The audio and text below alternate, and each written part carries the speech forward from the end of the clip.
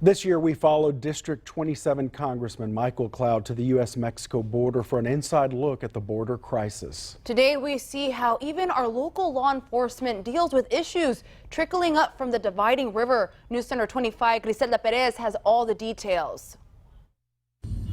At more than 150 miles from the Mexican U.S. border, our small city of Victoria is still a front-row witness of the issues and struggles a dividing river can cause. From drugs to organized crime, Victoria is no stranger. Every one of those guys is very familiar with Victoria. They've worked in and around our area. They've been sent up here for various reasons, or they pass through going to Houston to conduct their business. And these are scary people. These are people that it's not like you see on the movies. It's a completely different mindset and a completely different person than what you'll see depicted by Hollywood. But it's scary nonetheless. We're talking people that are willing to kill you for a few $1,000s. Currently, VCSO has cases open that are directly connected to cartel business. According to law officials, up to 4. Their biggest challenge is outsmarting the level of effective structure within these organizations. In the old days, each county was like an island. The sheriff was in control of the island. You took care of your business inside of your county. That's a failed model at this point in time.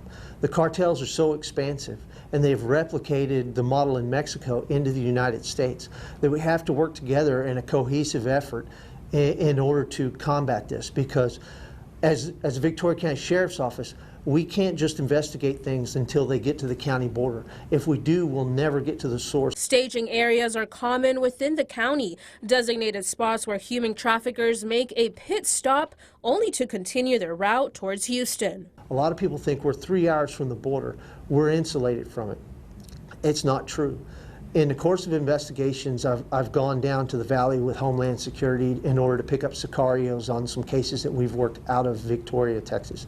If you're not familiar with a sicario, it's a hitman. It's somebody who kills for money. The Crossroads has always been a route for drugs and smugglers. From the 2003 tragedy that made our city a national headline, where 19 immigrants died in the back of an abandoned 18-wheeler, to everyday bailouts that we report. Taking you back to 2013, we reported on our neighboring county, Goliad, which of course is no stranger to this type of activity. We are certainly using our resources to better educate and train our officers to be able to learn the routes and the types of vehicles that these smugglers are using.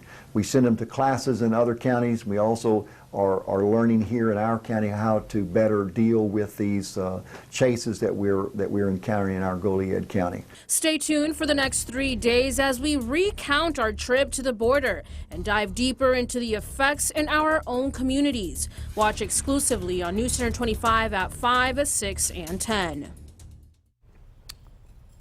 It's a very interesting topic. Actually, growing up in my household, we were never allowed to even talk about this. Really? And it's not because you have any sort of affiliation with it.